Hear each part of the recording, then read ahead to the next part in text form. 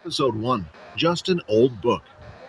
Try not to die by tripping over yourself, Quinn, a boy shouted down the hallway, laughing uncontrollably right after.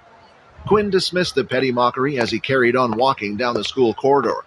The harassment had become a daily occurrence for him, but it still bothered him just as much as it did every other day. Thus, he wasn't able to hold back his desire to retaliate. Quinn slowed down his stride and stopped. He pushed his glasses back up onto the ridge of his nose as they had slipped down from his face. Just from looking at the glasses, it was clear that he needed a new pair. One could tell that they were heavily worn. The glasses looked crooked as he wore them, and even the temples had tape covering them. He then turned around and immediately raised his middle finger, responding to the slander. "I bet you don't even know how many fingers I'm holding up." Upon hearing the taunt, the boy clenched his fist and started running towards Quinn. "You level 1 piece of crap! When are you going to learn that you don't belong in this world?" The boy placed both of his hands together, and a green ball of light started to form between them. When he was only a few meters away from Quinn, the boy threw his hands forward, and a green beam shot out from the palm of his hands. Quinn had nowhere to go, and the ray of light was too fast for him to dodge. Hence, he knew that all he could do was grit his teeth and bear the pain. As the light hit him, his body was lifted into the air and sent flying backward onto the far-end corridor wall. "What's going on?" a student among the crowd said. "Are they fighting on the last day of school?" A crowd had immediately formed outside, interested in what the commotion was all about. One of the female students ran over to the wall's damaged part to check on the assaulted student's safety. As the dust started to settle down, Quinn's slightly curly black hair slowly came into view. When the smoke eventually cleared up, the female student finally saw who it was. She instantly backed away and continued on with her business as if nothing happened. The moment that the female student had returned to her friends, he could see that they were laughing at her. "I can't believe you tried to help him." "I didn't see who it was," the girl retorted, her cheeks flushed. After that, Quinn stood up and lifted his glasses that were thrown onto the floor. To his dismay, one of the hinges had fallen off once again. Instead of wearing the worn-out pair, he let it hang on his hand. Damn it, not again.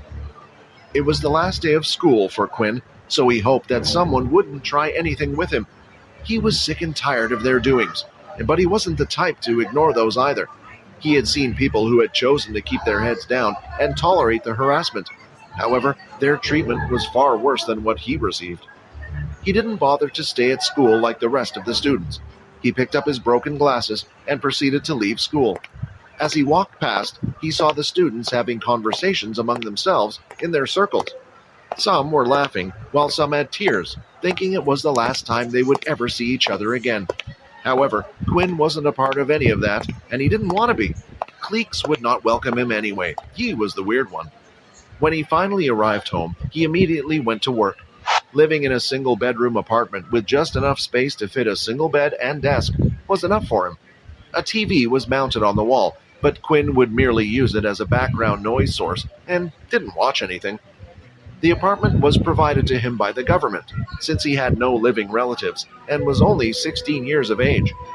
On top of his bed was a single suitcase that contained all of his belongings that were neatly packed. He walked towards a cabinet, immediately pulling a drawer open, which accommodated a single book. It was a large and thick, hardbound book, weighing about half a kilo. The front cover of the book was in a color that mimicked a lighter shade of blood. In the center, the lonesome fronts of an upper and lower jawbone could be seen, both colored in the swampy shade of brown. The upper jaw sort of had 4 separated fangs. Meanwhile, the lower one had 2 sharp teeth on the 2 far ends on the overhead and 5 evenly spaced underneath. "Let's try again today," Quinn said as he lifted the book and placed it on top of the desk. He then quickly went to his bag to pull out a little test tube that was half filled with a colorless liquid. "Test 112, hydrochloric acid. Let's see how it goes." He then started to slowly pour the liquid out of the test tube onto the book. "So far, there is no reaction." He proceeded to continue to pour all of the test tube contents on the book, but there was no reaction at the end of his experiment. Carefully, he examined the book while jotting down the results in his notebook, seeing if there was any damage done, yet the book looked the same as always. "Another failure. Why won't you open?" Why did Mom and Dad even have this thing? 112 times. This was the number of different ways that Quinn had tried to open the book. Not only did the book not open, but it seemed like it cannot be damaged either. He had even tried the book, cutting the book, melting the book, though nothing had worked against the book that seemed utterly durable. Lying on his bed, he turned on the TV for its sole purpose, making background noises. He never really paid attention to what was on. With it, the sound of other voices made him feel less lonely. Upon turning on, the TV displayed an ongoing news show. The peace treaty with the Dalki race has lasted for 5 years now, but officials are saying that tension is rising once again. Now we must prepare for another war. The mention of war had always been shown on the TV non-stop, ever since a certain day 30 years ago. The human race received a visit from the so-called Dalki. They had the physique of humans, except for their skins that were riddled with scales and the presence of tails that were similar to what the dragons had. With no real clue of why they had suddenly appeared, they immediately demanded that the human race hand over their resources and wanted to use them as slaves. Of course, the humans decided to fight back, but they quickly found out that their modern technology was useless against them.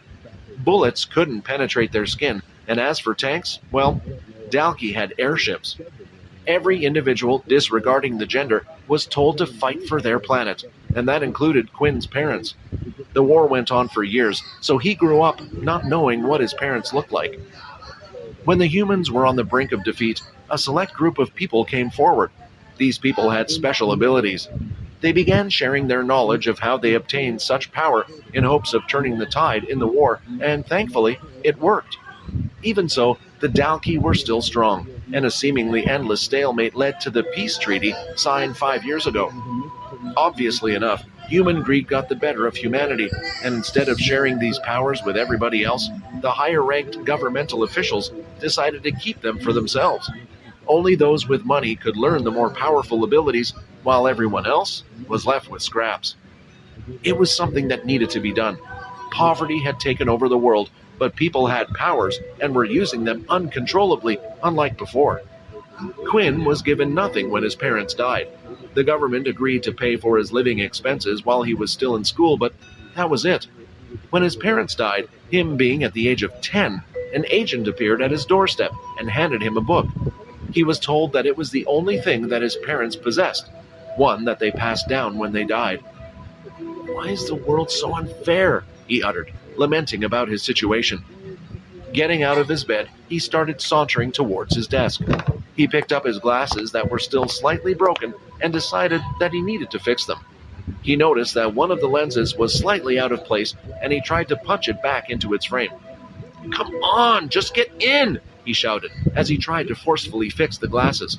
The frustration he had been bottling up was on his face as he struggled furiously with the lens. Unfortunately, the lens suddenly crumbled into pieces. One of the shards of plastic even created a deep gash in his thumb. He screamed and kicked at the table. "Why does the world hate me?" After a while, he calmed down and started to clean up the little pieces of glass, noticing that a piece had landed on top of his book. As Quinn removed the piece of glass, a drop of blood from his thumb landed on top of the book. The object plastered on the center of the book started to glow, and suddenly the book began to float, hovering until it was on eye level with Quinn. Quinn darted back and away from it. The glow from the book made his room look emptier with the little bed at the corner and the solitary seat beside it. What the hell is happening? The book started to emit a blinding radiance as it shook uncontrollably. A few seconds later, it finally opened up. Pages after pages were being turned. Quinn couldn't take his eyes off of the shining book. It was as if he was in a deep trance. The words written on the pages of the book weren't in any language that he had ever seen before. Nevertheless, for some reason, he felt like he could understand it. When the book reached its last page, it started to disappear, gradually turning into dust. At the same time, his body suddenly felt weak. Quinn's vision was starting to fade, and with that, his eyes pulled shut. But just before he passed out, there was a single message that he heard. "Congratulations, you have been granted the Unable to maintain consciousness long enough to hear the final words, Quinn duly passed out. eyelids started to flutter open, and his vision